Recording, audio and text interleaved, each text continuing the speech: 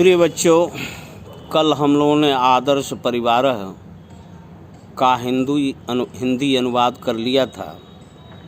पृष्ठ संख्या मंजरी का 136 खोलिए।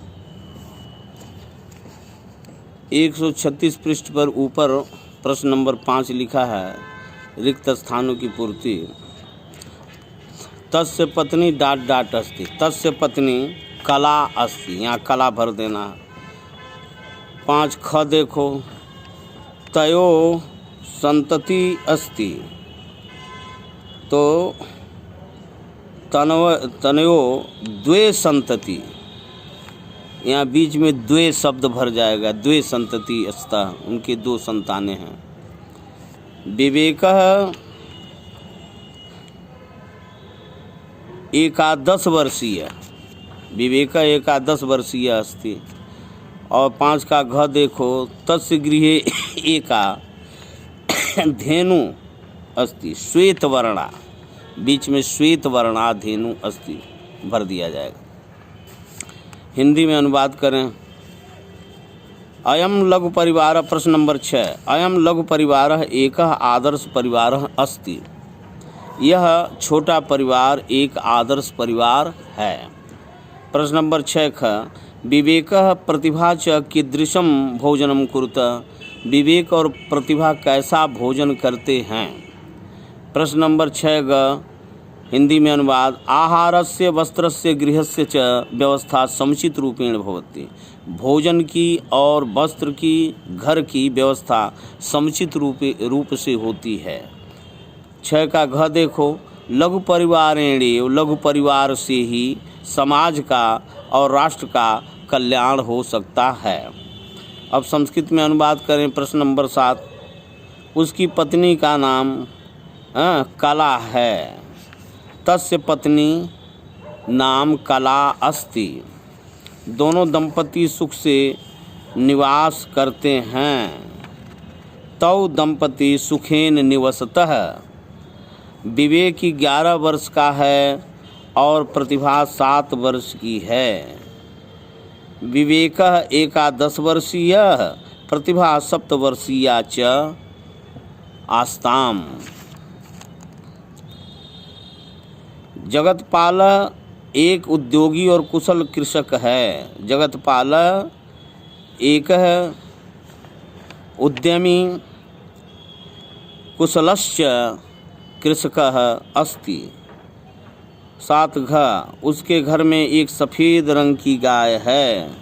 तस्य गृहे एका श्वेत वर्णा गाय गो अस्ति, धेनु अस्ति। मैं आशा करता हूँ कि इस पाठ का सभी प्रश्नोत्तर और रिक्त स्थानों की पूर्ति अपने होमवर्क की कॉपी पर सुंदर शब्दों में लिख लेंगे और साथ ही उसे याद भी करेंगे। अब अष्टमः पाठ देखिए, कुंभ मेला जो प्रयागराज में लगा था। इस साल के अंत में वहाँ हरिद्वार में कुंभ का मेला लगने वाला है। अष्टमः पाठ पृष्ठ संख्या 137। ऊपर ध्यान से देखें और मेरे साथ पढ़ने और अनुवाद सुनने का, तथा हमेशा हाथ में कलम खोले रखो, कॉपी भी खोले रखो। जिन कठिन शब्दों का अर्थ शब्दार्थ में नहीं लिखा है, उन शब्दों का अर्थ भी अपनी कॉपी पर अथवा किताब पर शब्द के ऊपर पेंसिल से लिख लिया करो और बाद में कॉपी पर लिख करके वो पेंसिल से लिखा हुआ मिटा दो। अस्माकं प्रदेशस्य मध्य दक्षिण भागे, ऊपर देखो अष्टमा पाठ 137 पेज पर। अस्माकं प्रदेशस्य मध्य दक्षिण भागे अति प्राचीनम प्रयाग नगरम स्थितम अस्ति। अस्माकं माने हमारे प्रदेश के मध्य दक्षिण, बीच के दक्षिण भाग में अति प्राचीन यानी बहुत पुराना प्रयाग नगर स्थित है, स्थितम अस्ति है।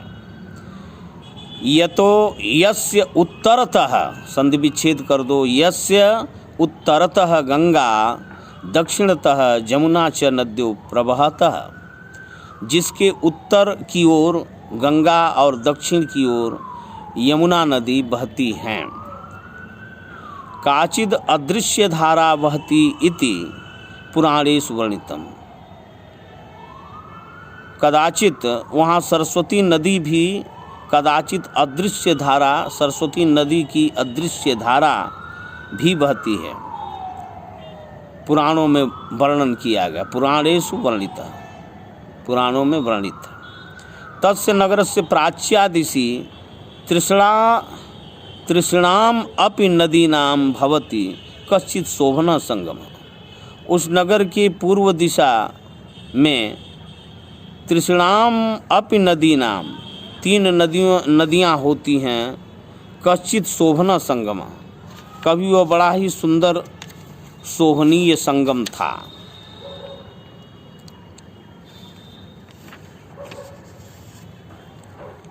जहाँ 2-3 नदियाँ आपस में मिलती हैं उनको संगम कहते हैं।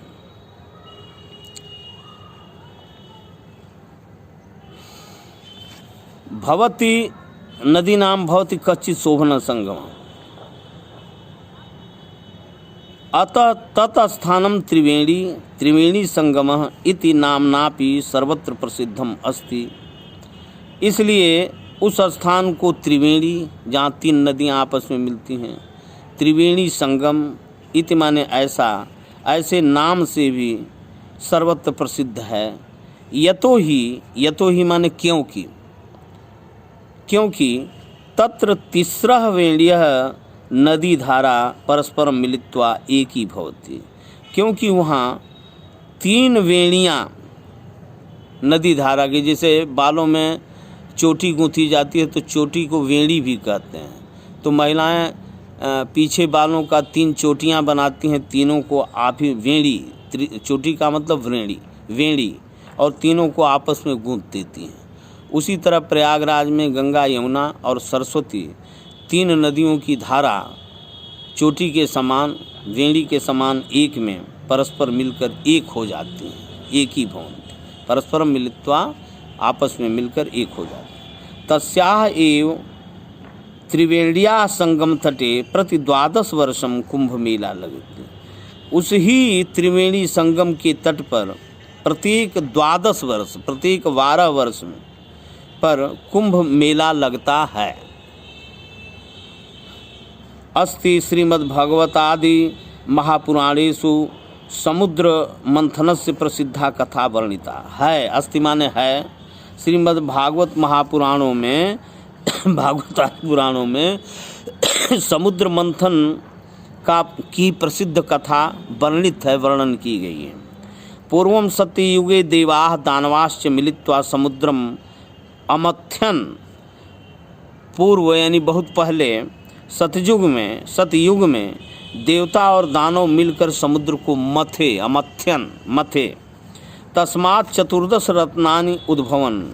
उससे 14 रत्न निकले, उद्भवन पैदा हुए। तेषु सुवर्ण कुंभम हस्तयो धृत्वा उत्पन्न धन्वंतरी अपि एकम रत्नम आसीत्। उनमें सोने के घड़े को हाथ में लिए हुए, हस्तयो धृत्वा हाथ में धारण किए हुए, उत्पन्न धन्वंतरी अपि एकम भी एक रत्न थे। तस्य कनक कुंभे अमृतम आसीत्। उनके सोने के कुंभ में, घड़े में अमृत था। अमृतम आसीत् माने था। श्री विष्णु आज्ञा तस्य वाहनम गरुड़ः तम अमृत कुंभम अहरत। श्री विष्णु की आज्ञा से उनके वाहन गरुड़ ने उस अमृत के घड़े को हरण कर लिया। ततः दानवाः अमृतम पातुम तम अन्वधावन। तब दानव अमृत पाने के लिए या पीने के लिए तम अन्वधावन उनके पीछे पीछे दौड़े। अनुगच्छतः तान दानवान परावर्तयितुं गरुड़ः तैः सह चतुर्थुषु स्थानेषु युद्धम अकरोत्। अनुगच्छतः दानवान, पीछे पीछे जाते हुए उन दानवों से, तान माने उन दानवों ने या दानवों से, परावर्तयितुं लौटाने के लिए गरुड़ ने तैः सह उनके साथ चतुर्थु स्थानेषु 4 स्थानों पर युद्ध किया। तस्मिन् युद्धे हस्तधृतात् तस्मात् अमृत कुंभात् किंचित अमृतम चतुर्षु स्थानेषु अपतत। उस युद्ध में हाथ में धारण किए हुए उस अमृत कुंभ से, अमृत कुंभात, उस अमृत के घड़े से किंचित अमृतम, थोड़ा सा अमृत चारों स्थानों पर अपतत गिरा। अतः तेषु चतुर्थुषु स्थानेषु अमृतम प्राप्तुम जना कुंभ मेलाम आयोजयन्ति। अतः उन चारों स्थानों पर अमृत पाने के लिए लोग कुंभ मेला का आयोजन करते हैं। तानि चत्वारि स्थानानि, वे 4 स्थान हरिद्वार, प्रयाग, नासिक और उज्जैन च इति, और उज्जैन संति माने हैं। आज यहीं तक, कल शेष अनुवाद बताया जाएगा। इन सब